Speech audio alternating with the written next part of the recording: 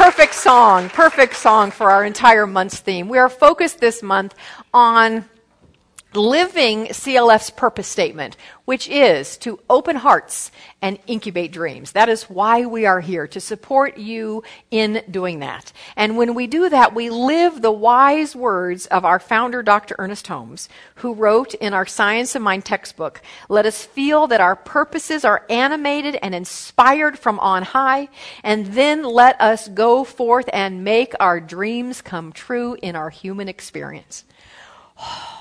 I love that first line. Let us feel that our purposes are animated and inspired from on high.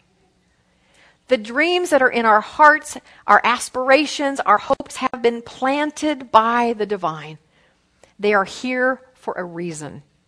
They are here so that you might express God in that way. Or said another way, they are here so that God might express on this earth plane as you. In fact, you are here so that God can express as you. Do you know that? Do you get that? Do you get the magnitude and the glory and the wonder and the responsibility of that? You aren't here by accident. This was not just happenstance that you came into this life at this time. You came so that God might express as you. I actually think we should make that an affirmation. I'm going to channel Flo Dibley right here a little bit and have you. Those of you who don't know Flo is one of our beautiful teachers here, and she's our metaphysical Bible scholar, and she loves to do affirmations. So I am here so that God might express as me. How's that? I am here so that God might express as me. One more time with gusto. I am here so that God might express as me. I love it. Let us know this to be true. Let us trust this to be true. And then let us get about God's business. Amen. Preach it. So I'm reminded of the beautiful story in the New Testament. This appears in the chapter of the book of Luke. And Jesus is 12 years old. And his family, which is from Nazareth, they go to Jerusalem this particular year to celebrate the Passover. So they and all their neighbors have a trek to Jerusalem. They have the Passover celebration, and then the whole group of friends and neighbors from Nazareth, they go home to Nazareth. But the thing is, Jesus didn't go with them. And Mary and Joseph didn't know that. They thought he was with them. They thought he was just with some of the kids in the group. They didn't realize he wasn't with them until they got home. And then they realized that their son was not there. That could be a little unsettling, couldn't it? So they immediately went back to Jerusalem, and they spent not 1, not 2, but 3 days looking for their son. Can you imagine the panic that they were in? 3 days looking for him, and they finally found him in the temple, conversing with the scholars and the rabbis and the teachers, asking questions, sharing ideas, talking about deep ideas. And when his mother found him and saw him, she freaked out. She said, "What in the world are you doing here? Didn't you know we've been looking for you forever? We've been so worried." Well, she didn't quite say those words, but it was very close to that. That was the emotion that she brought to it. What she actually said was, "Why, my son, why have you done so to us?" I love that. Why did you do this to us? "My son, why have you done so to us? Behold, your father and I have been looking for you with much anxiety." That's what she actually said. His answer was profound, beautiful, deep, and relevant to us in this room today. He said, "Why were you looking for me? Did you not know that I would be about my Father's business?" Now, she didn't know, Mary didn't know what that meant at the time. We know what that means now. And it speaks to us, for us here today, that we too must be about our infinite Mother, Father, God's business. And that business is to make our dreams come true in our human experience. So we are supporting that this month based on a wonderful book. And I like using books as a little, groundwork and inspiration for where we go in these months. And I particularly love this book because it happens to be the manifestation of what we're talking about, and it happens to be written as well by one of our own beloved Rev Sandy Daly, who you just saw stand up here as a new board member. So there she is. This is Sandy's book called Successfully Midair, and it's all about taking the dream, the incubation of the dream, into the manifestation of it. And the gap, which Sandy calls the grand adventure in purpose, I love that, GAP, grand adventure in purpose, that happens between the seed being planted in the mind and maybe being put in the incubator and then into its full-blown demonstration. We all have the seeds of the divine in us and the seeds of divine ideas, wisdom, and dreams in us. Whether we acknowledge it or not, they're there. Sometimes we don't acknowledge them because we're afraid. Sometimes we don't acknowledge them because we don't think they're big enough. Sometimes we don't acknowledge them because we think they're too big. Sometimes we don't acknowledge them because we think we can't do it. And so we put them on the shelf, we tuck them away, we shove them down, or we stand there on the edge, biting our nails. What you do with it is up to you. But what I'm suggesting this month, and Reverend Sandy discusses in her book, is take the leap. Last Sunday, we talked about taking the leap of faith. And I want to applaud those of you who took the leap of faith in the challenge that we offered you last week, the 90-day tithing challenge. I honor you, those of you who chose to take that. And I had a conversation with one of you after first service who said, wow, I filled out that commitment form last week, and just talking in the Holmes Hall after service, I got 2 new clients. Go figure that. Yeah, go figure that.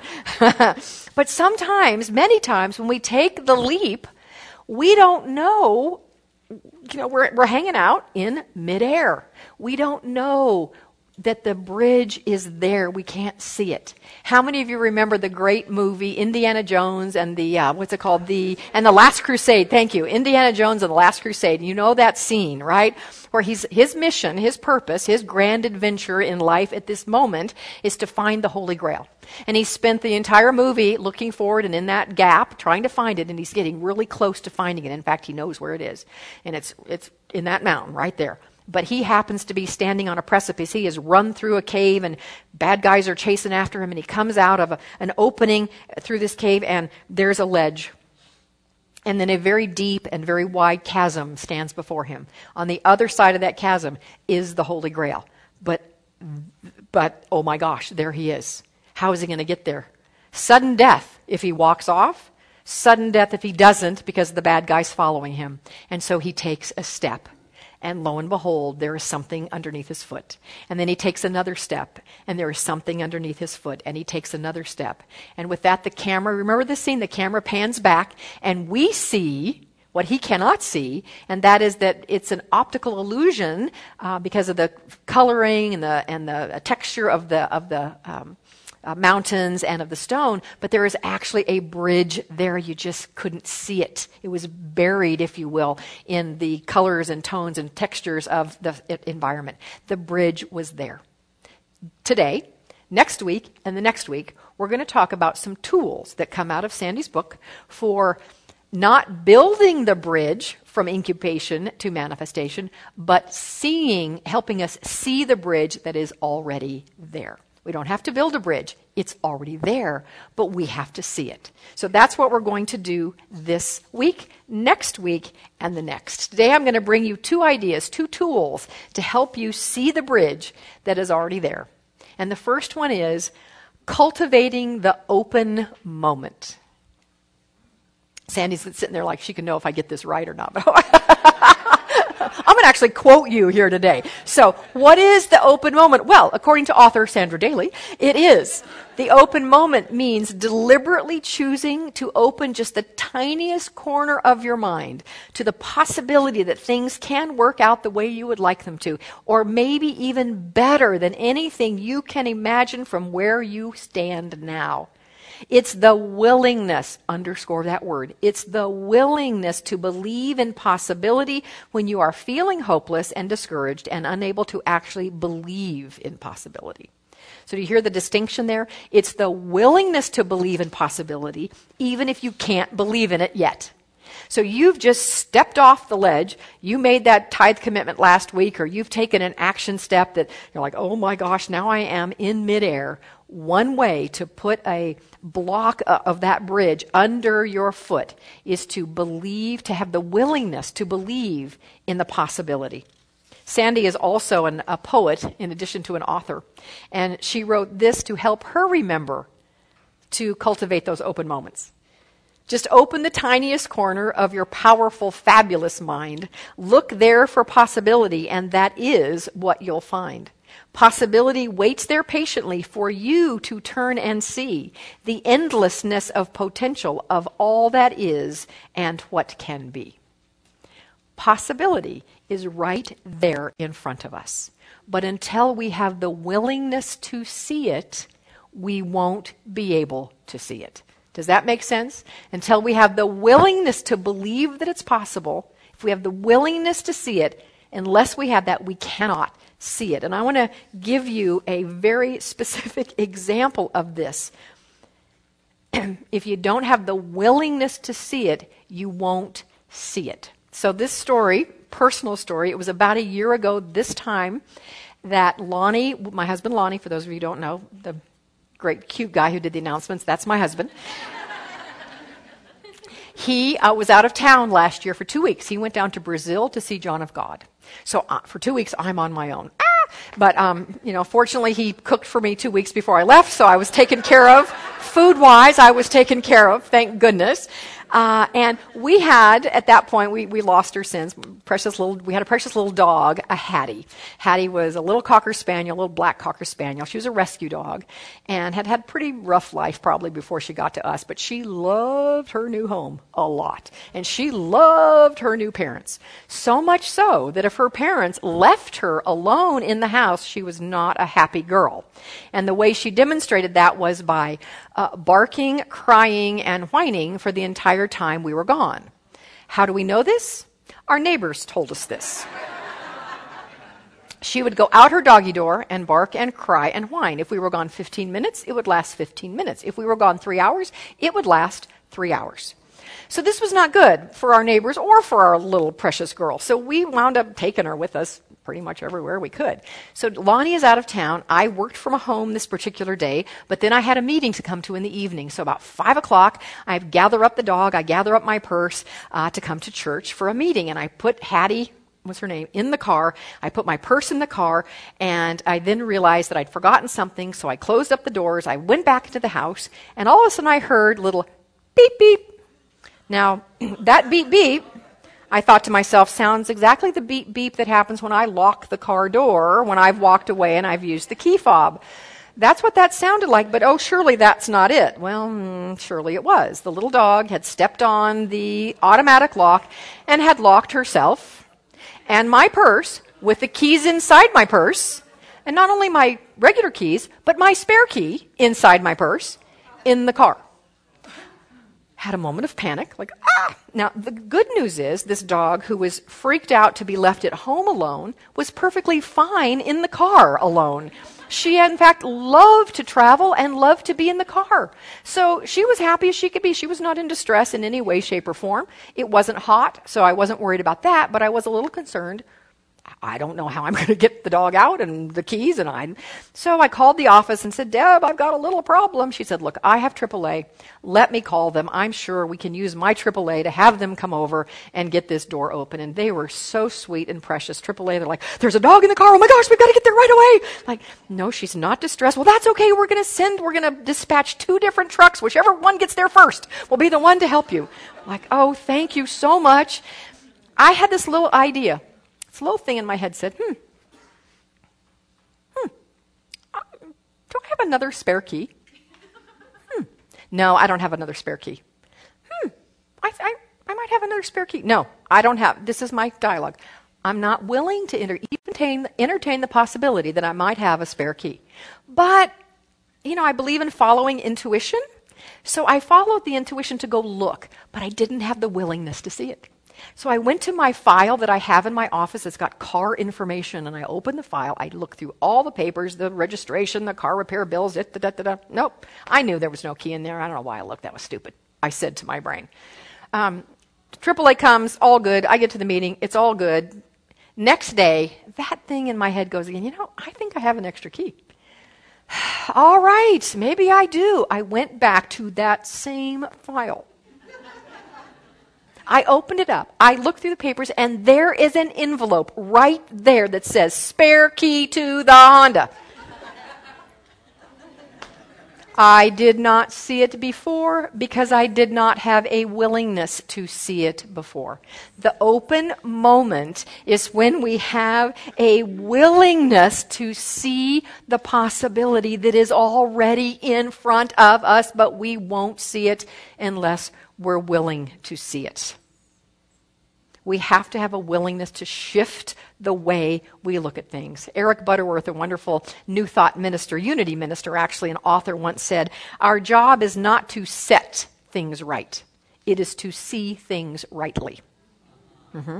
It's not our job to set it right. It's to see it rightly.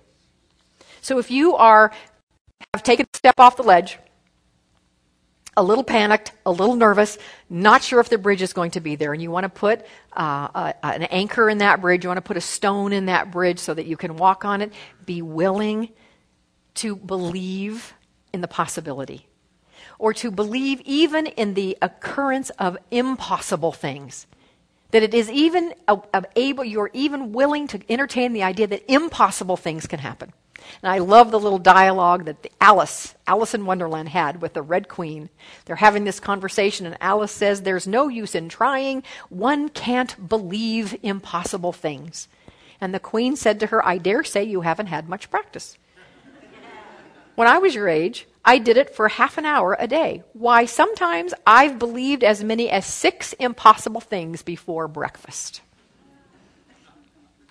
I coach a couple of religious science ministers, and I had a call with one of them this week, and she actually reminded me of that quote, because she said, I've been following that quote, and every morning before breakfast, I write down 6 impossible things. I said, well, read them to me. Read me some of them. So she read a couple of them to me, and she says, and the interesting thing is, go figure, they're just manifesting just because I wrote them down, because I had the willingness to believe that they just might be possible. So if you're needing an open moment, here's an open moment question. What would I see? What would I see if I were willing to believe my dream is possible? What would I see if I were willing to believe my dream is possible? Ask yourself that. Rev Sandy Rights at page 49. Possibility and potential exist right here and right now. It's as if they are holding their breath, just waiting for you to focus on them so they can live their own purpose, which is to become. The open moment's purpose is simply to open the tiniest crack in the wall that stands between I can't have this dream, and here are the reasons why, and the actual experience of the better life that already exists right in front of you. Open the tiniest corner of your mind to possibility, and your experience of life will never be the same. So that's our first idea, first tool to put in our navigation kit, to navigate, not build, but to see the bridge that's right in front of us. The second one, and the last one we'll explore today, gets so beautifully to the song that you guys sang this morning. You are the thinker that thinks the thoughts. You're the one in charge. We have amazing mental capacity. And there are 6 mental faculties that we can call into service of our dreams. I've talked about these 6 before. I've talked about them a lot. Reverend Sandy speaks to all of them in her book. I'm not going to talk about all of them today. I'm going to talk about one of them, and that is the mental emotional faculty called intuition, inner guidance, wisdom. I will promise you that your intuition, your inner guidance, your wisdom will never steer you wrong, ever. Ever. You can absolutely count on that. So in the Indiana Jones story I told you a minute ago, I didn't fill in all the blanks on that. I was saving it for now. So there he stood, bad guys chasing him, chasm before him, dream over there. He hears inner guidance to step out. But his logic, because inner guidance is not always logical. And our logical mind wants to argue with the inner guidance. Yes, does it not? It's like, are you crazy? You're going to die if you step off that cliff. You're going to die. But his inner wisdom said, step off the cliff. He argued with it. He argued with it until he heard his father's voice that said, all you must do is believe, my son. All you must do is believe.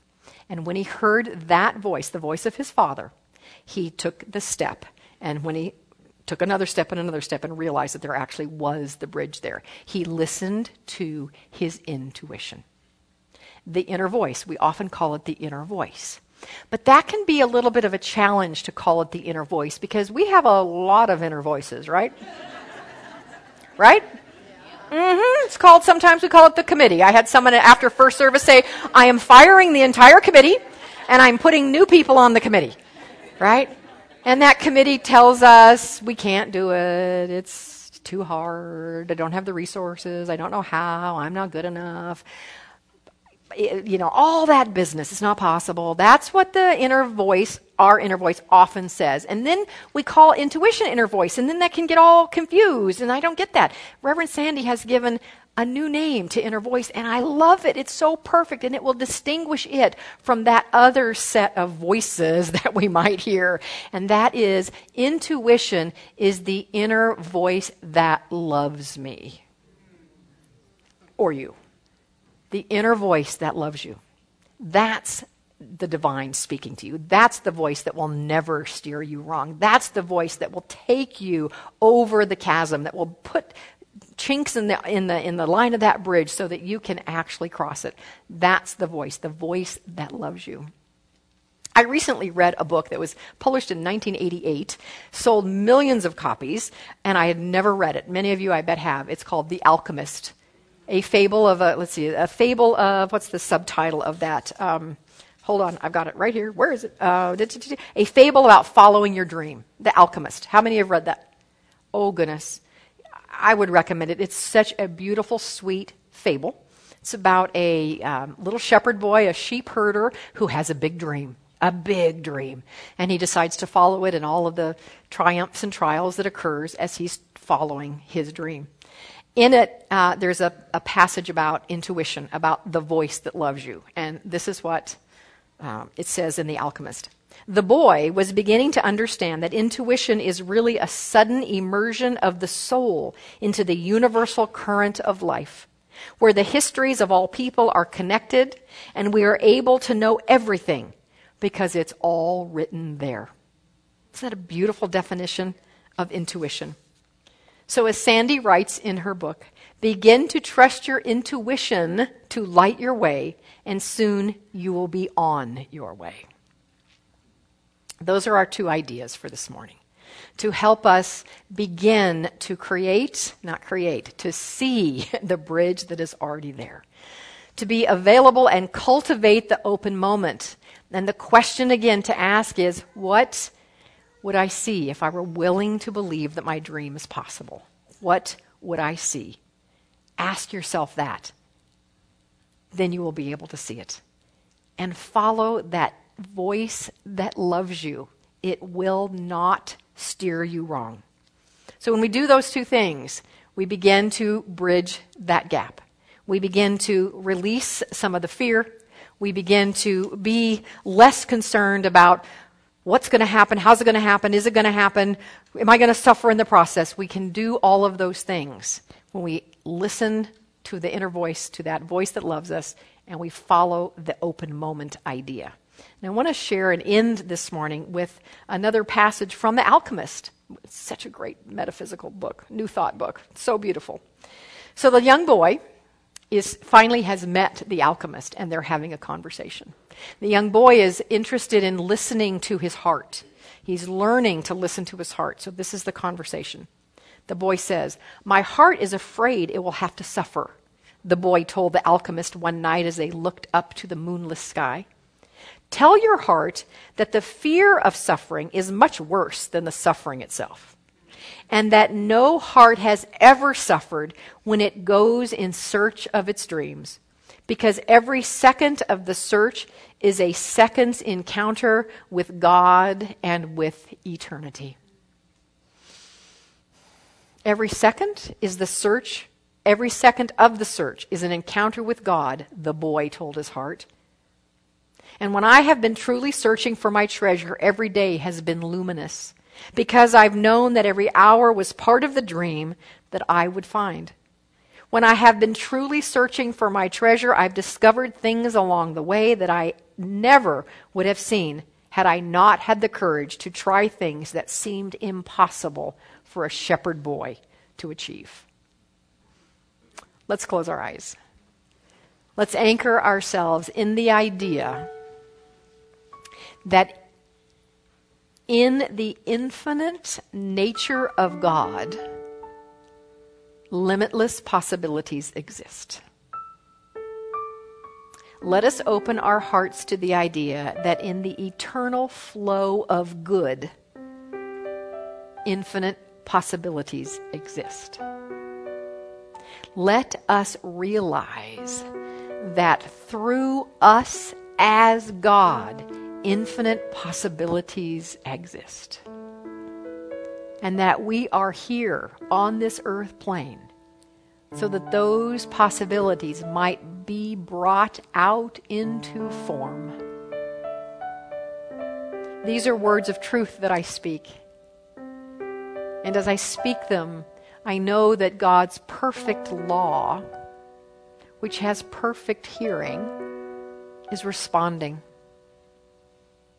Right now, the law, which simply says yes to that which is planted in it, is saying yes to our willingness to believe that infinite possibilities are possible.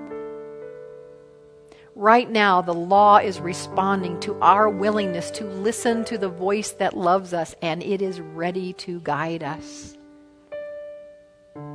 So I affirm and speak my word for each of us that those things we do this week, that we invite the open moment, that we listen more carefully and we follow the voice that loves us. And I know that as we do this, we take steps on that bridge, and that we are anchored, we are supported, we're absolutely safe, and in fact, the journey is a joy. I accept and know that as we design the life that we are meant to live, as we move into this place of infinite possibilities, that we are richly, deeply, profoundly blessed, and that we are a rich, deep, and profound blessing to all we meet. In fact, to those we don't even meet, the blessing ripples out. So for this, I say thank you, Spirit. Thank you, God. Thank you, life. I call it good, and I know that it is done. So I release with faith and trust, and simply let it be. And let us do the same by together saying, and so it is. Amen.